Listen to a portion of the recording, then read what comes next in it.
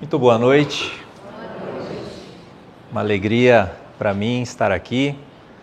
Como eu sempre começo as minhas falas, fazendo aquilo que eu mais amo, que é falar de Jesus, poder refletir um pouco sobre a doutrina espírita, contar também algumas coisas sobre esse trabalho pelo qual a gente desenvolve, que o Raul já comentou com vocês.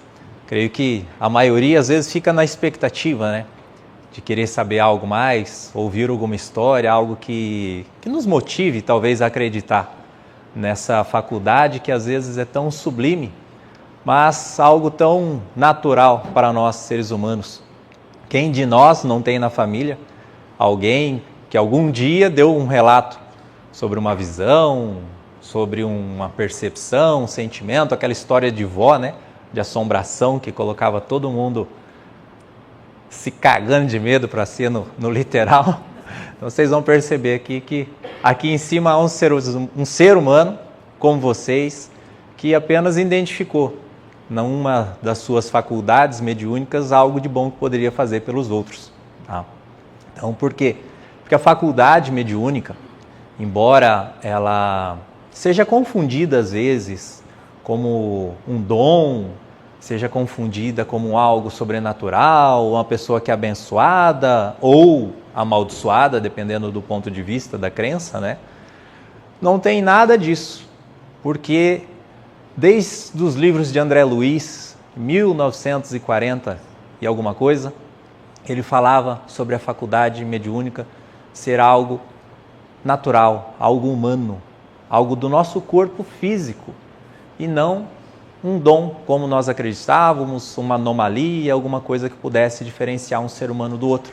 Assim como a doutrina espírita fala para nós que Jesus, aquele ser maravilhoso que nós vemos no Evangelho, nas igrejas, nas histórias, no The Chosen, seja onde for, as coisas que ele fazia e fez por nós, era parte da sua natureza humana também.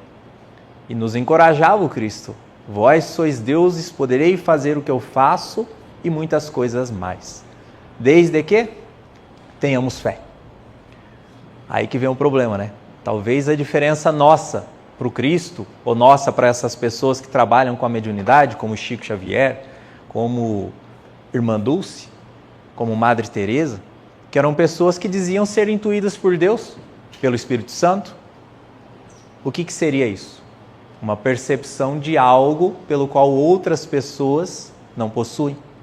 Então, eu gosto de falar da mediunidade com um ar assim natural, para que as pessoas não tentam separar, mas entendam que cada um possui uma faculdade em nível diferente. Allan Kardec fala para nós, no livro dos médiuns, que todos nós temos alguma faculdade mediúnica. Alguns menos, outros mais. O que é uma faculdade mediúnica? A Clara, nossa orientadora espiritual, ela usa um termo que eu acho bem legal. Ela chama de senso-percepção. Ou seja, é uma sensibilidade nossa de perceber energias. Tá? Então, quando eu, Diego, tenho essa faculdade da psicografia, onde também tem todo o glamour, por causa do Chico Xavier, a ideia de escrever livros, todo mundo acha mais legal. Parece que é a principal. Mas não. Kardec fala que é a básica. Todo mundo tem. Todo mundo, em algum momento, pode pegar um papel, se intuir e escrever algo que, às vezes, não é da sua natureza, não é do seu hábito escrever.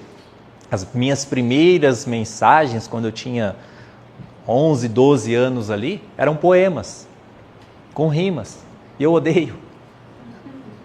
Tinha uma dificuldade imensa para ler um poema, para ler coisas que rimavam, não achava legal, não gostava. Só que eu ia escrever, era só poemas.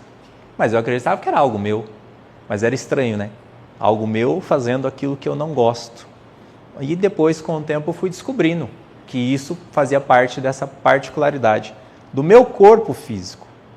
Então, por que do corpo físico? Como eu estava falando, André Luiz, para quem não conhece, às vezes alguém aqui não é espírita ou não tem o hábito de estudar, ou espiritismo, tá? André Luiz foi um dos espíritos, mentores, que escreveu, através de Chico Xavier, obras magníficas. São livros que hoje são estudados em faculdades de medicina para que seja adquirido um conhecimento mais rápido Porque aquilo que era negado até então, hoje começa a se comprovar. Pense em 1940 você falar sobre órgãos sintéticos, transplantes de órgãos. Era algo que a medicina nunca imaginava realizar. Mas o adiantamento da vida espiritual já nos noticiava isso. E ali também André Luiz falava que a faculdade mediúnica era um fator humano, genético. Recentemente, nós tivemos uma pesquisa de um grupo lá do Rio de Janeiro, de uma faculdade, que eles começaram a estudar o genoma das pessoas e descobriram que no DNA das pessoas que possuem algum tipo de percepção mediúnica, há uma semelhança entre eles e uma diferença entre os próprios irmãos de sangue. Ou seja, a medicina concluiu que a mediunidade é uma coisa humana, é do homem. Eu, Diego, a partir do momento que eu desencarnar, acabou o médium. Vou chegar lá só espírito, porque a mediunidade está no meu corpo, está na minha faculdade. O que é essas faculdades que eu estou falando, né? Existe a psicografia, que seria pela escrita, a psicofonia, que seria pela fala, a clarividência, quando a pessoa tem a faculdade de enxergar os espíritos, e tantas outras, psicometria, que tem a sensibilidade de pegar objetos e identificar ali a energia do seu dono. Chave, energia. Porque nós pensamos que mediunidade é conversar com gente que morreu, né? E não é. Mediunidade é sentir energias. E o espírito é uma energia. Por isso que os médiuns têm a percepção das pessoas que já desencarnaram. E a gente fica acreditando, às vezes vai no centro espírita, né? É muito comum isso. A gente passou por alguma situação, teve um sonho, uma premonição às vezes, um sentimento, ouviu alguém que já desencarnou, um parente, corre para o centro espírita. Aí chega lá no centro espírita e fala, olha, aconteceu isso na minha vida, meu avô desencarnou e eu vi ele em casa. Aí o que eles vão te falar? Você tem mediunidade, você precisa estudar. Aí você fala, meu Deus, né, eu vim aqui para resolver um problema, estou voltando com 2. Por quê? Até então eu só tinha visto meu avô, agora eu vou ter que conversar com gente que morreu? Mas não é isso. Como eu falei, é uma percepção energética. Como que o nosso corpo tem essa sensibilidade? Como que ele consegue, por exemplo, enxergar? Vamos comparar nós aqui. Fisicamente, eu, Diego, assim como outras pessoas, preciso usar óculos para que a minha faculdade óptica consiga enxergar as coisas. Se eu tirar esse óculos, facilmente eu vou aí pertinho de vocês já, porque eu não vou enxergar o limite do chão aqui. E tem pessoas que não usam óculos e enxergam melhor do que eu, às vezes até com óculos. Por quê? A faculdade óptica da pessoa é melhor do que a minha, é mais aguçada. A percepção dela de luz é melhor do que a dos meus olhos. Certo? Mediunidade é a mesma coisa. Mediunidade, quando nós temos uma percepção mais aguçada de ondas de vibração de alguma coisa, seja de ouvir ou de ver, as pessoas percebem mais do que a outra. Só isso. Dentro do nosso corpo, nosso cérebro, existe uma glândula chamada glândula pineal. Lá atrás, Leon Denis, alguns cientistas, próprio André Luiz, falava sobre a pineal ser essa glândula que conseguia captar, perceber essas funções do mundo espiritual. E a medicina, a ciência, que não acreditava nessas questões espirituais, por não conseguir nada que medisse a função da pineal, dizia que a pineal era a próxima apêndice do corpo humano. Era um órgão que está perdendo a sua função e logo deixará de existir. Porém, com o avanço da ciência, a percepção, entenderam o quê? A glândula pineal, ela tem uma captação de ondas neurais, de ondas energéticas, de estímulo. Ou seja, ela tem a função que a gente pensava que o cérebro tinha. Então, nosso cérebro ele não pensa, nosso cérebro ele só processa. Ele recebe a informação e processa. Aí ele distribui para o nosso sistema nervoso. Da onde vem essa informação?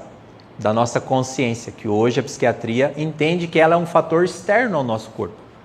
Tanto que os remédios que nós tomamos, quando a gente está meio loucão, que vai lá tomar um tarja preta para ficar calminho, o que ele faz?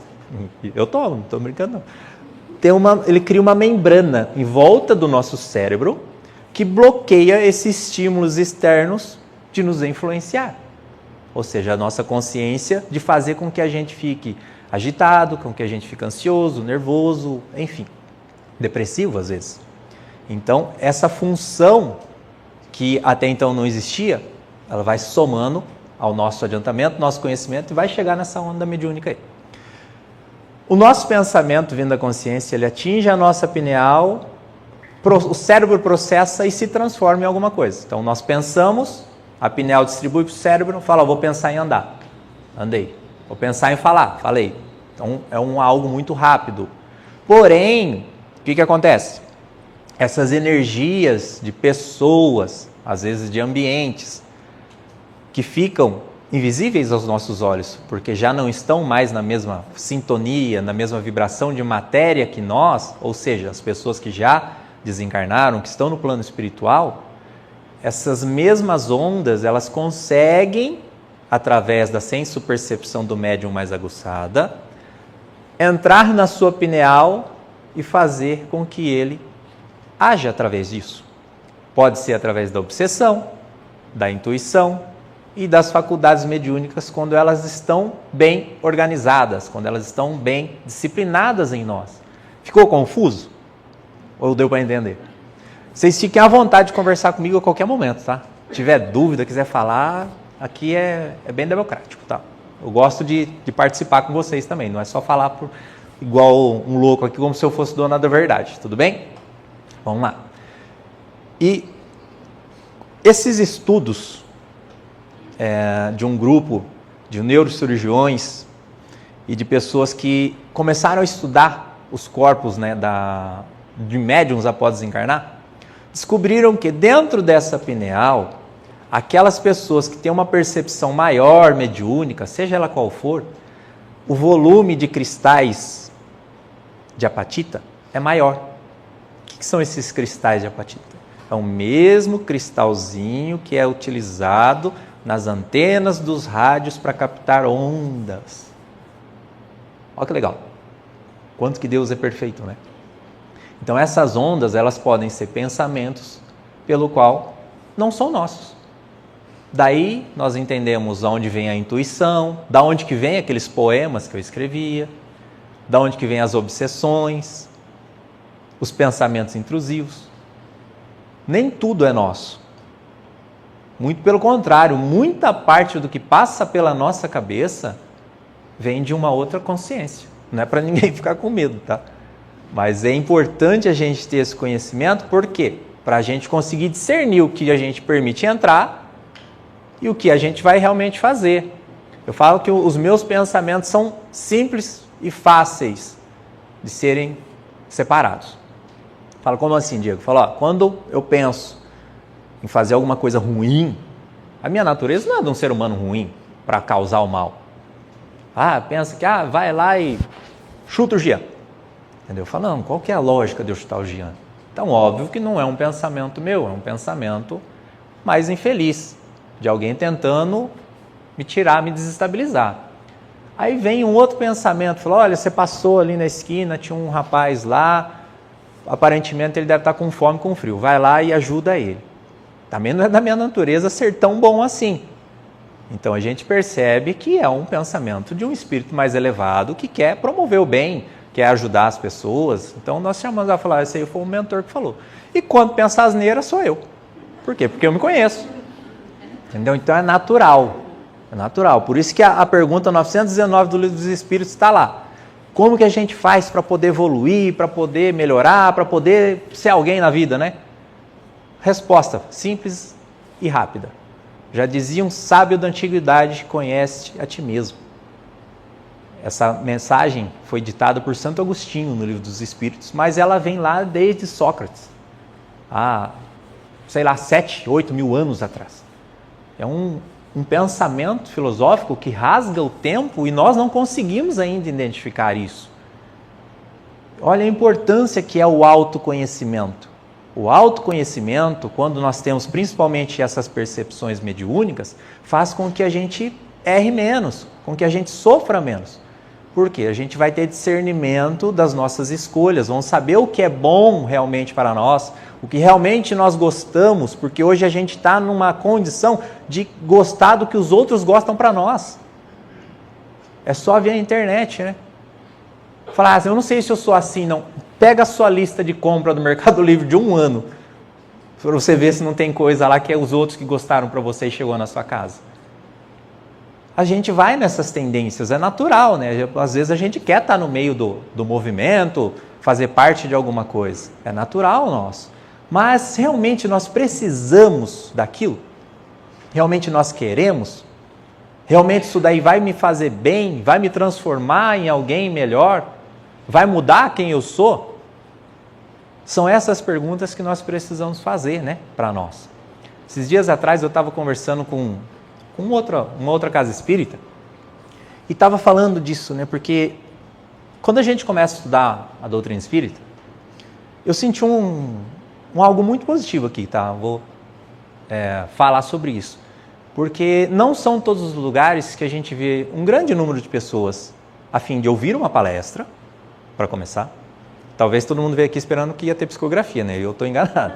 Mas nem todo mundo sai de casa na segunda-feira para escutar uma palestra que tende a cobrar de mim uma melhora pessoal, tá? Mas principalmente a união entre as casas. Essa relação de se juntar para fazer alguma coisa, para oferecer algo. E a gente, infelizmente, às vezes cruza por lugares que as casas elas estão ali meio que competindo, querendo ser melhor, ser maior, enfim. Mas aqui não é o caso. Isso é muito bom, por isso que eu precisava falar. Mas, às vezes a gente vai nesses lugares e vai atrás da doutrina espírita, por quê? Porque alguma coisa está errada. Eu sempre falo isso, ninguém vai atrás do espiritismo se tiver tudo certo. Ninguém. Só se alguma coisa está errada. Seja pessoal, seja emocional, seja na vida, nas coisas que a gente às vezes não consegue explicar, nas condições materiais que sejam, ou quando alguém perto de nós vem a desencarnar, ou por questões da mediunidade, a gente vai atrás do espiritismo. Fora isso, é difícil ver quem vá. Aí eu ainda costumo dizer, eu, Diego, não conheço nenhuma pessoa que foi para o espiritismo pelo amor. Outro dia eu estava numa palestra, a pessoa levantou, eu fui pelo amor. Eu falei, que dó, eu pensei, né? Porque se não está fazendo nada para a vida, está esperando doer. Ainda não entendeu o que é a proposta do espiritismo nas nossas vidas, né?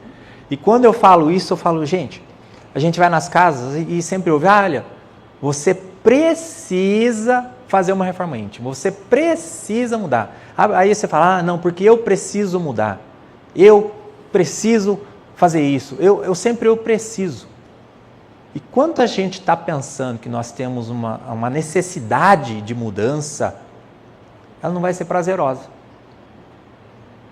Ela nunca vai ser prazerosa, porque ela vai soar com um tom de obrigação na nossa vida. Agora, quando eu olhar para mim mesmo, enxergar que essas mudanças me fazem feliz, me fazem melhor, eu vou olhar para mim e falar, eu mereço mudar.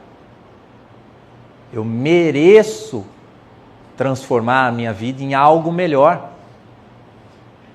Eu falei, de que maneira que a gente vai fazer isso? Vamos largar tudo e viver de brisa, né? Vamos ver do centro espírita agora. Não, gente. Eu não vivo do centro espírita. Todas essas viagens que o Raul falou que a gente faz são de finais de semana, que aí eu troco o meu descanso para cansar um pouco mais. De segunda a sexta, tenho minhas empresas, temos a editora, tenho casa espírita, tenho 3 filhos, tenho uma vida como qualquer outra pessoa tem. E no final de semana a gente se dedica a fazer essas sessões. Então eu entendi que esse trabalho, junto com a doutrina, na minha vida de Diego Garla, era algo que eu merecia fazer. Porque ela me faz bem, me coloca em contato com pessoas, e faz enxergar principalmente o resultado de um trabalho que não é meu. Porque todo mundo olha para o médium e fala, nossa, que legal, né? Vocês veem o quanto que o médium é tonto. É verdade. Na última sessão que teve em Duartina, o Raul foi lá e fez uma palestra. Eu não sei se ele ouviu falando depois. E acho que foi a primeira carta do Theo que tinha galinha, né? Eu recebi a carta do Theo e ele queria que eu desenhasse uma galinha. Eu falei, meu Deus, né? Tá, eu fiz uma galinha. O que a galinha era para mim? Nada. Só uma galinha. E aí você fica ali pensando, falei, meu Deus, né? Que raio que essa galinha está fazendo na carta? Se alguém chega e me Diego, o que significa essa galinha? Eu falo, não sei. Ele deve gostar de frango, né? De comer, não sei. Gostar de ovo, sei lá. Alguma coisa tinha. Aí na última sessão, o Raul fazendo a palestra falou que todos os dias, né, à tarde, ele ia lá ao hotelzinho, olhava pela janela, via o galinheiro do vizinho e ficava chamando a galinha lá. Então era para ele uma referência. Agora para mim não era nada, gente. Entendeu? Então o médium ele não sabe das coisas. Fala, o médium ali é um ser invisível no trabalho. A luz está acesa, não está? Alguém está vendo o fio? Não, é uma função importante do fio, não é? Levar energia lá do interruptor até lá. Mas está dentro da parede. A função dela é só fazer acender. E é justamente esse o trabalho, a consciência que o médium precisa ter. Ele não tem que aparecer, ele não tem que ser famoso, ele não tem que ser enaltecido. Ele tem que ir ali e fazer a parte dele. E eu entendi que fazer essa parte, olhar para as pessoas que chegam às vezes mutiladas numa sessão mediúnica, numa sessão de psicografia, e verem elas sair dali com um sorriso, com esperança no olhar. Eu acho que essa sim é uma coisa que eu falei, nossa, eu mereço isso. Porque é algo que me atormentou a vida toda, como a gente estava falando ali fora, né? Por pouco a gente não é internado pela mediunidade. E não é sem razão, sem conhecimento, porque a própria psiquiatria fala que um esquizofrênico e um médium, um tem controle das suas faculdades e o outro não. Essa é a diferença daquela pessoa louca que vocês vê correndo na rua e eu. Verdade. Controlar o horário aqui. Mas enfim.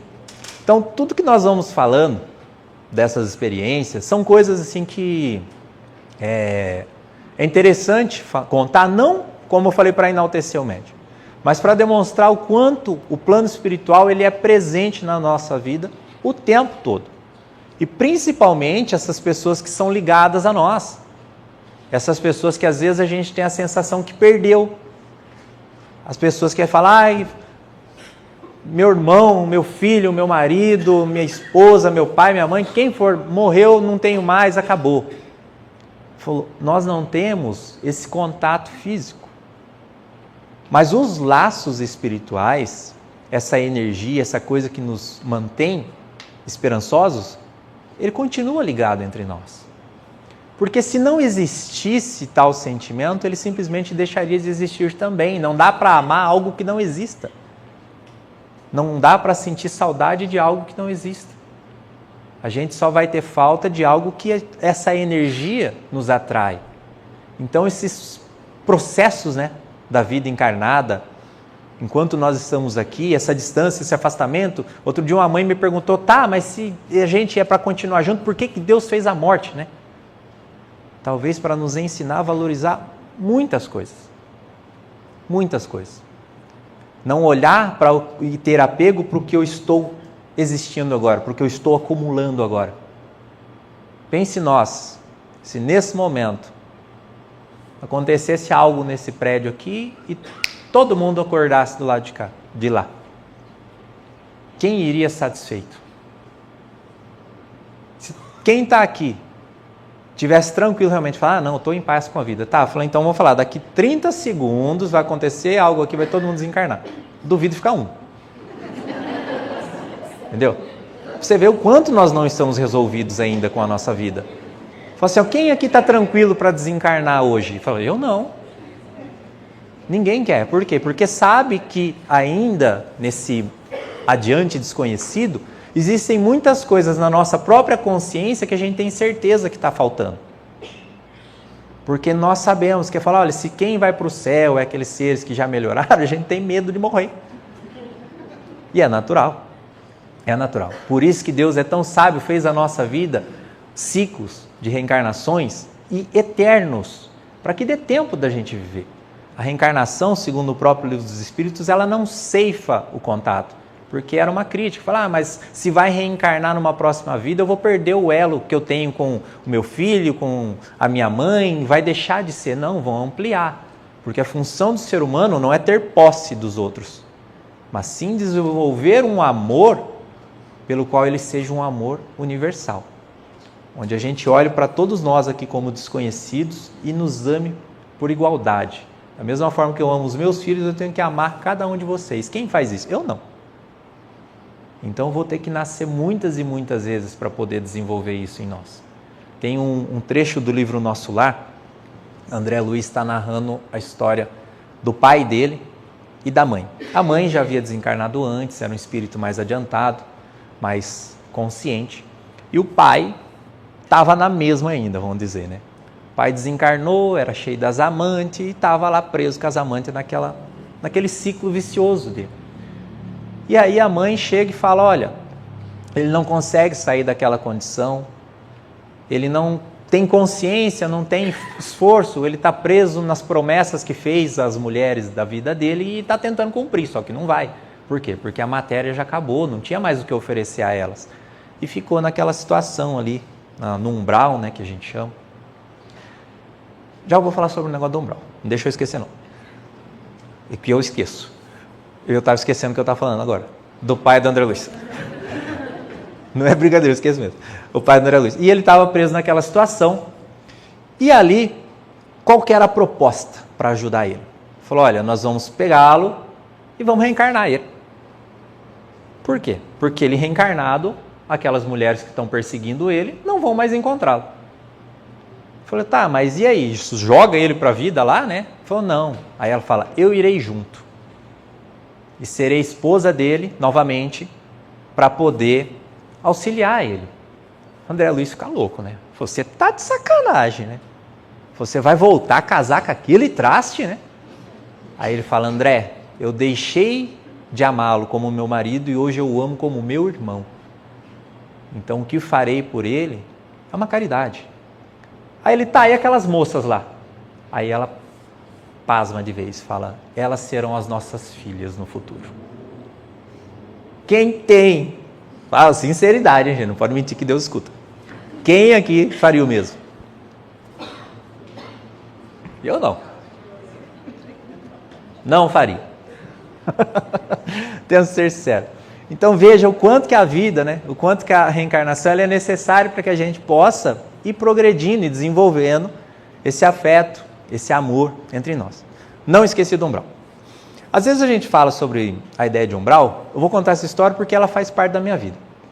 Antigamente, umbral para mim chamava inferno, né? Acredito que também para todos.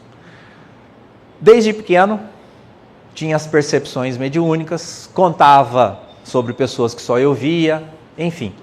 Para uma família católica, minha avó, meu avô, bem tradicionais, eu ia para o inferno.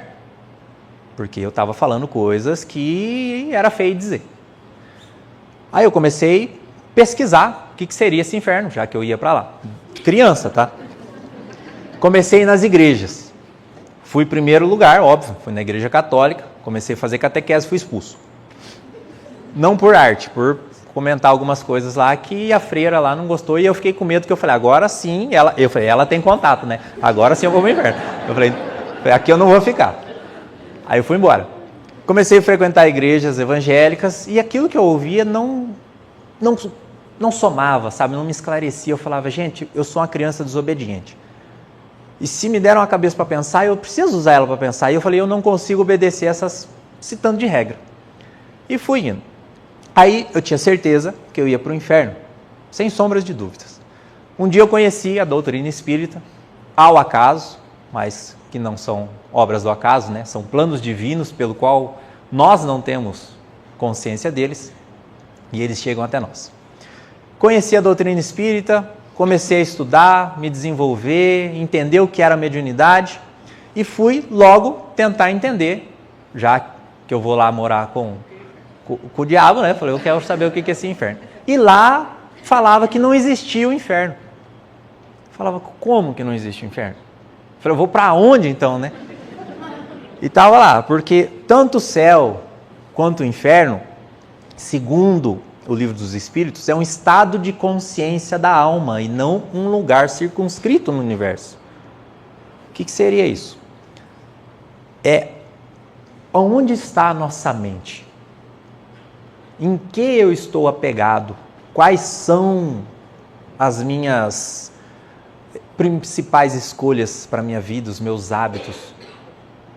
Isso é o que está impregnado na minha mente. E quando a gente lê o livro Nosso Lar, esse outro livro que eu vou falar daqui a pouco aqui, do Acidente da Razão, do Gabriel Martins, a gente vai entender que esse estado de consciência é que molda o lugar. Aqui em Brotas, por exemplo, eu já vim aqui a passeio algumas vezes e achei o máximo. O único cara que não gostou foi o dono do posto de gasolina indo embora lá, que eu entrei lá cheio de barro e o banheiro dele ficou sujo.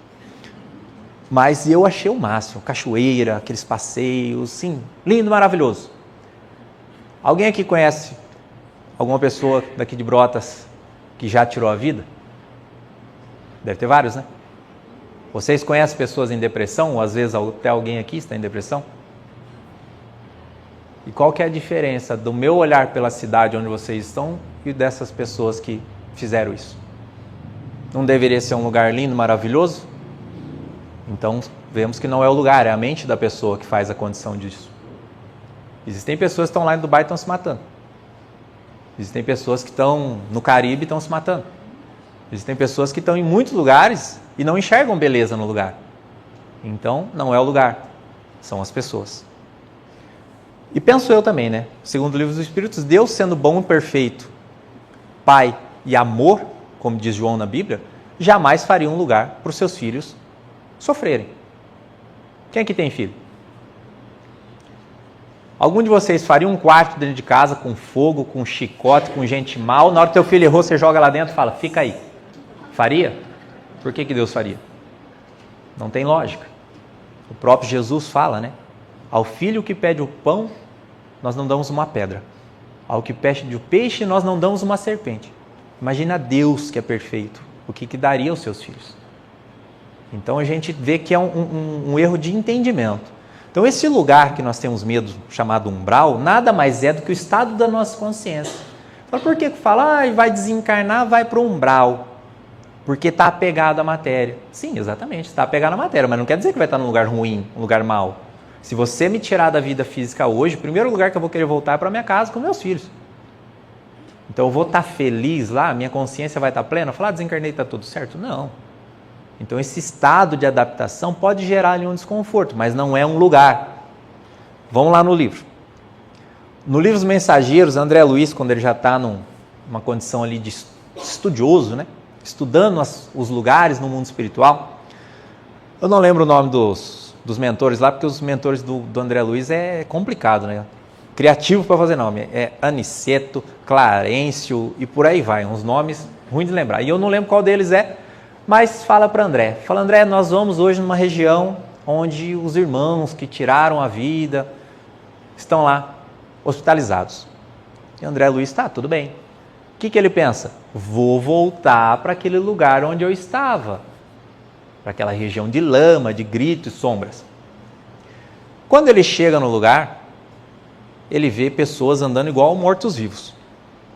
Porém, ele faz um comentário com o mentor. Ele fala, esse lugar é muito mais bonito do que o próprio nosso lar. E esse lugar é muito mais bonito do que o próprio nosso lar. Ou seja, a mente das pessoas está presa em outro universo.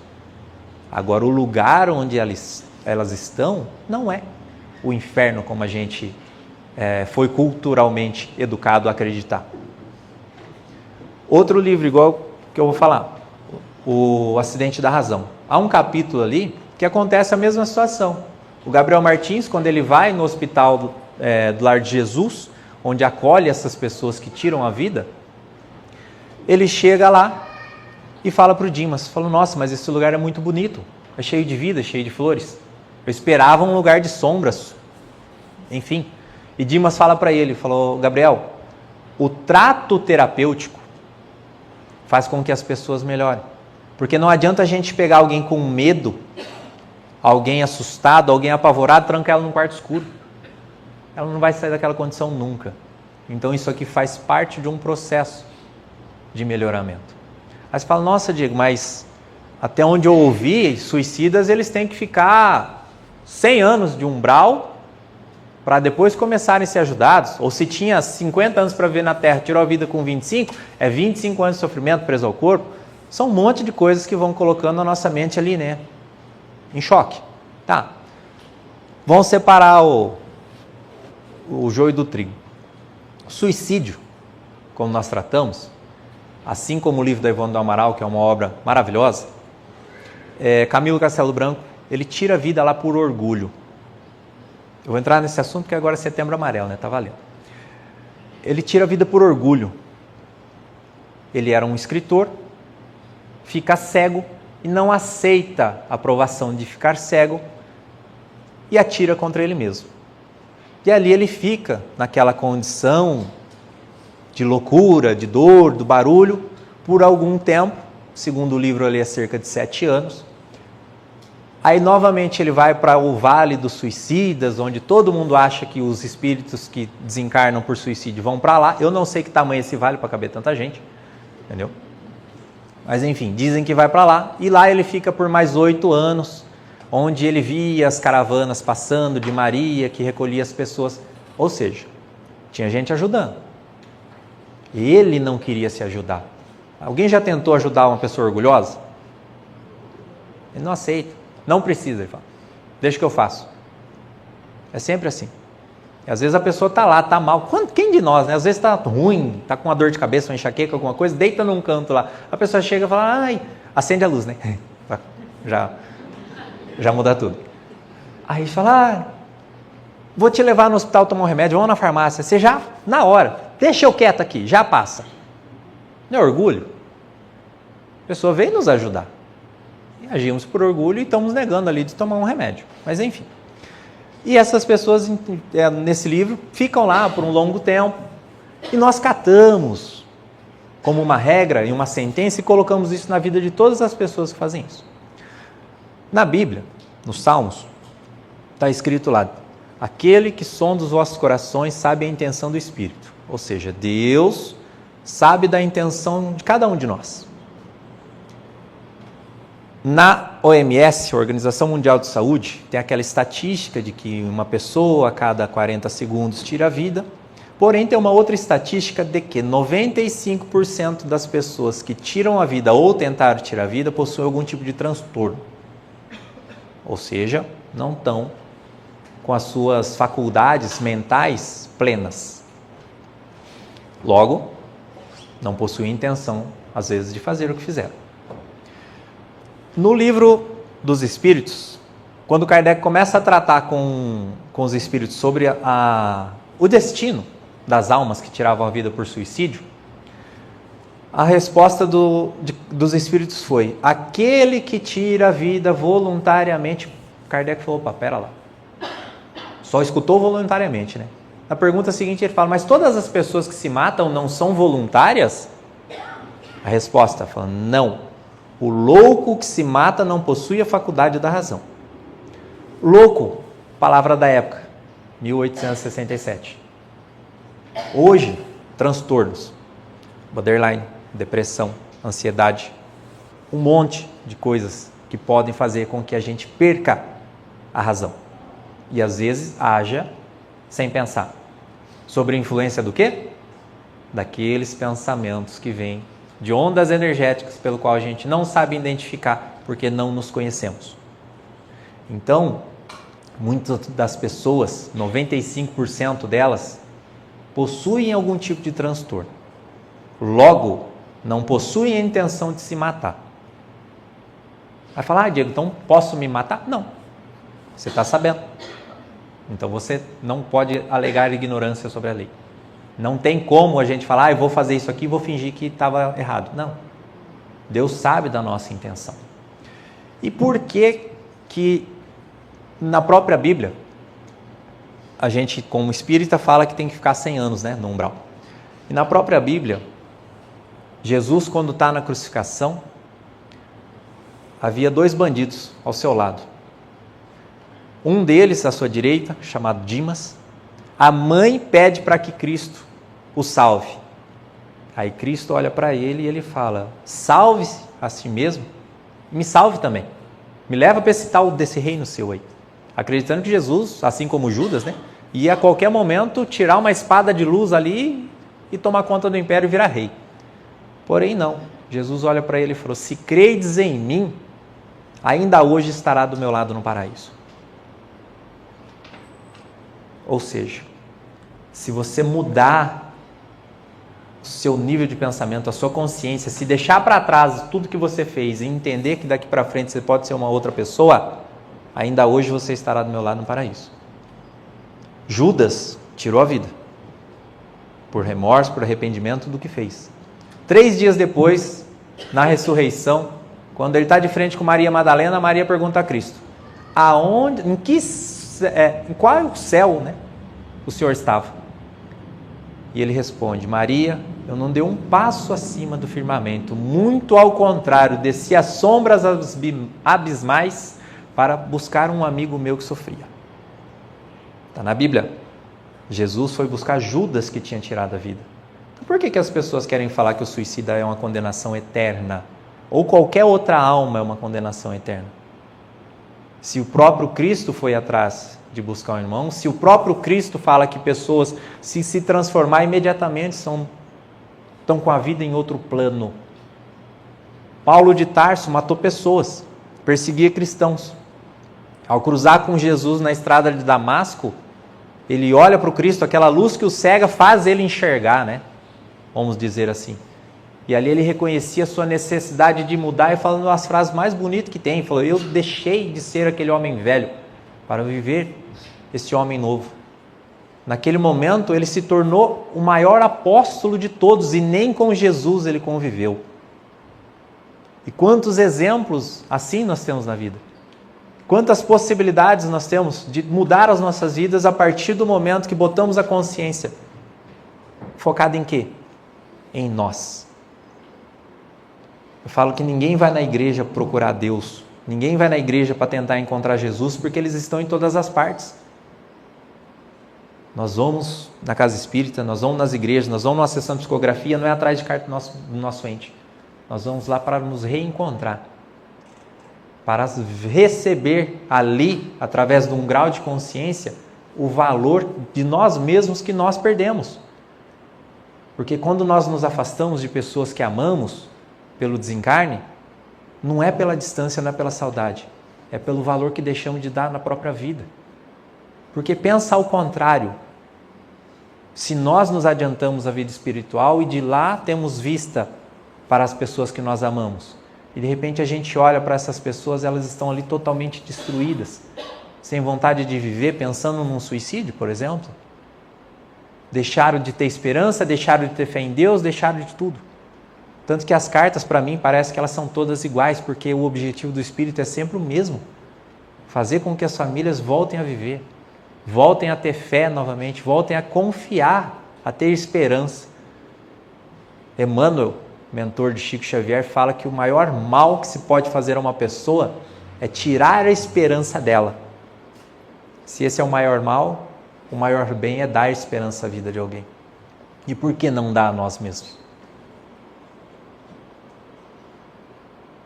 Quando a gente busca, como numa noite como hoje, algo para nos fazer pensar, para nos fazer refletir, nós precisamos refletir sobre nós mesmos.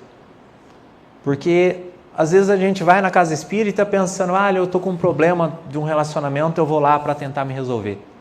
Eu vou lá para alguém fazer alguma coisa, vou tomar um passe e ver se melhora a pessoa que ficou em casa. Somos nós que precisamos mudar. Somos nós que precisamos melhorar. Falar: mas a pessoa é um chato. Como que eu aguento ele? Paciência. Todo mundo na hora que está batendo o pezinho, ele fala: ai, me dá paciência, né? Não pede isso para Deus. Quando a gente pede paciência para Deus, Ele vai nos ajudar a desenvolver ela. Ele vai mandar uma pessoa insuportável para viver com a gente. Então está lá na Bíblia. Assim, ó, pedi e obtereis. E Tiago fala: quando pede não obtém porque não sabe pedir. Então cuidado com o que pede. Então não pede paciência, tá? Pede outra coisa. Mas enfim, nós precisamos entender que mesmo a dificuldade das pessoas é de nossa responsabilidade. Quando um filho nosso está com dificuldade de fazer alguma coisa, não é de nossa responsabilidade ajudar? Quem vê um filho começar a caminhar, cair e dar bronca nele? A gente acha lindo aqueles tombos, né? Assim é Deus conosco. Então não pense que eu estou desagradando a Deus. Não, ninguém desagrada a Deus, porque Deus é perfeito. Mas as pessoas que estão ao nosso lado, elas são exatamente na medida de que nós precisamos para nos melhorar. Se ela nos testa a paciência, não é porque ela é chata, é nós que não somos pacientes o suficiente para conviver com elas. Então gostei do fuxico na orelha. Nós precisamos entender que depende de nós a felicidade que nós queremos viver, não das outras pessoas. Todos nós somos feitos lá atrás, segundo a doutrina espírita, simples e ignorantes. Simples em relação a virtudes e defeitos, ignorantes na questão do conhecimento. E temos as vidas, as encarnações para poder desenvolver isso em nós. Através do quê? Desses exercícios que a vida nos dá. É possível, em uma única existência, a gente chegar a essa perfeição? Eu também achava que não. Questão 909 do Livro dos Espíritos. Kardec questiona, né? Falou assim, há alguém que consegue trilhar pela vida e chegar a esse estado, né, que é necessário para um espírito evoluído numa única vida? Falou, sim. E o pior que ele fala, né, com muito pouco esforço. Fala, gente, eu me esforço feito um louco e não dou conta, né? Como que alguém com muito pouco esforço em uma vida só vai atingir esse grau espiritual tão perfeito, tão elevado? Fácil. Eu falo, o Evangelho é fácil. Ele nos ensina a fazer o certo e não fazer o errado. Só que a gente insiste, né? Em testar ver se é errado mesmo. Quando a gente faz o Pai Nosso, nós estamos fazendo um tratado com Deus ali, né? Nós não estamos pedindo nada para Ele. Se você prestar atenção no que você fala no Pai Nosso, eu garanto que você nunca mais vai rezar Ele. E uma das partes do Pai Nosso, lá no finalzinho, ele fala, não nos deixeis cair em tentações. O que é cair em tentações? Por que não me deixa cair? Porque eu quero cair. Estou louco de vontade de cair, na verdade, né? Aí a gente pede para Deus, não me deixa cair. Me ajuda, né? Fala, nossa, é tão bom. Tá, mas vai ter consequências. E a gente tem consciência disso. Chico, a melhor definição de tentação, eu ouvi de Chico Xavier, fala que tentação é você correr de um cachorro enorme com uma vontade imensa dele te pegar. E é assim que nós vivemos. Pensa, né? Reflete sobre a própria vida. Faça isso. Santo Agostinho pede, fala, olha, todos os dias, na hora que você for dormir, reflita sobre o seu dia.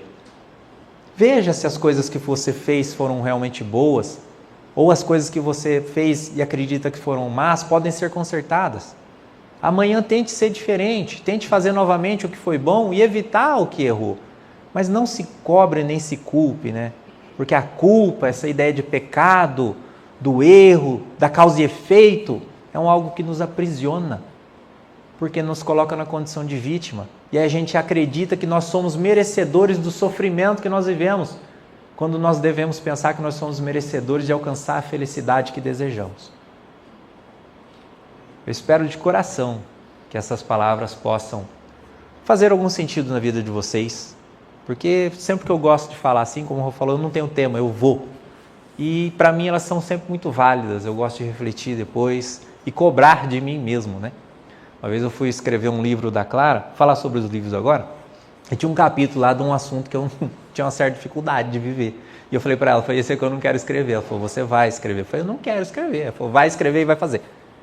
Porque a partir do momento que você escreve, você está prescrevendo a sua própria sentença. Então, se eu vim aqui falar para vocês fazer tudo isso daqui e não fazer, eu estou escrevendo a minha própria sentença. Seria um grande do importa. Tudo bem? Eu vou falar um pouquinho dos livros que a gente tem ali. Esse livro aqui é do Newton Stuck, um médium que trabalha comigo também. Acidente da Razão, que trata sobre a questão dos suicidas. Porém, com essa ótica, pelo qual eu falei com vocês, que é uma coisa assim que separa realmente, divide a nossa vida em dois elos, né? Porque a gente para da condição de julgar, passa a entender a pessoa às vezes como uma necessidade do nosso apoio. E não só pelo que fez, porque normalmente a gente julga, né? E pense na família, às vezes. Teve uma situação que nós estávamos no Rio Grande do Sul, tem várias cidades menores, que são como colônias, né? E lá são muito tradicionais. E teve uma senhora que o filho tinha tirado a vida, ela veio numa sessão de psicografia, perdida, né? Por ser católica a vida toda, assim, muito ortodoxa. E o filho tirou a vida e ela acabou indo lá na dor, no desespero. E ela falou comigo ali na hora da triagem que o padre aceitou que ele fosse enterrado no cemitério da cidade, mas que ele não poderia passar pelo portão, ele teria que entrar por baixo dos fios da cerca. Imagine isso para uma mãe. Entendeu? Então essa consciência que nós temos de que as pessoas que estão lá estão num grande sofrimento, precisando de apoio, um sofrimento moral, não um sofrimento físico como a gente imagina, mas precisa do nosso apoio. Então esse livro aqui, para esse mês principalmente, para quem trabalha com isso, área da saúde, área da psicologia, ou dentro das casas espíritas principalmente, é quase que uma obrigação nós termos isso aqui debaixo dos nossos olhos o dia todo. Tudo bem? Esse outro aqui é um livro sobre mediunidade. Esse aqui é uma psicografia minha, do Espírito Clara. Mediunidade de vida, ele trata a mediunidade dessa maneira que eu estou conversando com vocês. Algo natural para os nossos dias. Porque eu falo que eu não sou médium de fim de semana dentro de uma sessão de psicografia. Eu sou médium 24 horas do meu dia porque a mediunidade está no meu corpo. Então, o tempo todo eu estou passando por influências, por obsessões, por várias situações, ou às vezes energia de um ambiente, pelo qual é importante nós termos esse conhecimento para que isso não nos atrapalhe, não interfira na nossa vida de uma forma negativa. Esse aqui é um livro de mensagens e reflexões, direções de paz. É um livro estilo Pão Nosso, Vinha de Luz, para quem já leu as obras de Chico Xavier. Faz, sim, com que a gente esclareça bastante a nossa consciência. Um livro bem legal de ler. O linguajar da Clara, na nossa mentora, é bem simples, bem fácil. Esse aqui é um livro chamado Atendimento Fraterno na Casa Espírita. Esse livro da mediunidade que eu recebi ele na pandemia, para vocês terem ideia. Eu estava ficando louco dentro de casa. A Clara falou, vamos escrever. Aquele livro foi recebido em 34 dias de psicografia. Então é um tempo assim, muito acelerado, que prova que não é meu, né? Esse livro aqui não é só para atendentes da Casa Espírita, mas é um livro que trata do relacionamento humano entre as pessoas. A gente aprender a ouvir mais, a falar na hora certa, a compreender as dificuldades das pessoas. É um livro assim que nos aproxima. E o mais legal, a doação desse livro aqui é para o Instituto Vitor Hugo, lá em Campo Grande. Quem acompanha as redes sociais já viu que nós temos um instituto lá que atende pessoas em situação de rua. Não são bêbados, drogados, não. São refugiados que saem de Venezuela, de Bolívia, de Colômbia. Crianças de 4, 5 anos de idade, senhoras de 80 anos que estão numa condição de rua, lá em Campo Grande, porque fugiram dos seus países, porque segundo eles mesmos, lá eles estavam comendo lixo. Então, esse instituto apoia esse projeto lá. Tem as fotos lá do projeto também. E esse aqui, acho que é o último lançamento que nós tivemos, o Evangelho às Crianças. É uma maneira pedagógica de conversar e educar os nossos filhos ou aquelas pessoas que estão na nossa tutela. Ou então, aqueles espíritos imaturos que vivem junto de nós, né? Segundo o livro O Evangelho segundo o Espiritismo, o apóstolo João fala que nós ainda somos espíritos na infância, birrentos, exigentes. Você imagina a gente, né? O olhar de Deus para nós, o que ele pensa? Então, serve também para educar as próprias almas. Esse livro aqui, nós estamos construindo uma escola lá em Frutal, Minas Gerais. Quem acompanha as redes sociais também pode ver o andar da construção. Então, uma escola que é dentro de uma casa espírita que nós temos lá e atende a mais de 100 crianças nesses projetos sociais. E aí a gente vai fundar uma escola com ensino, acho que é 3 a 4 anos, um negócio assim. E depois nós temos a ideia de expandir também, chegar aos outros anos letivos. Vai ser registrado no Ministério da Educação e tudo mais, algo 100% voluntário e fruto dessas obras que a gente faz as doações para lá. Então, quando você compra um livro, além do conhecimento, você está ajudando de alguma maneira todos esses nossos projetos. Nós temos várias casas espíritas que nós ajudamos em todo o país, temos várias instituições também que nós amparamos, ajudamos de alguma maneira, enfim, fazemos da caridade algo que nos motiva a fazer todos os dias mais. Tudo bem? Se alguém tiver alguma dúvida, quiser conversar, estamos por aqui. Os livros estão ali com o Jean também, se quiser dar uma olhada. Não tem obrigação, por favor. Não sintam-se na obrigação disso, mas caso interesse, tenha certeza que vai ajudar muita gente. Eu agradeço da presença de todos vocês, que Jesus possa nos abençoar, nos trazer calor ao coração para que a gente retorne aos nossos lares ainda mais fortalecidos, com fé, com esperança, renovado e ciente do nosso compromisso conosco mesmo. Nós temos que melhorar por nós e não só pelos aqueles que estão junto de nós. Chamar o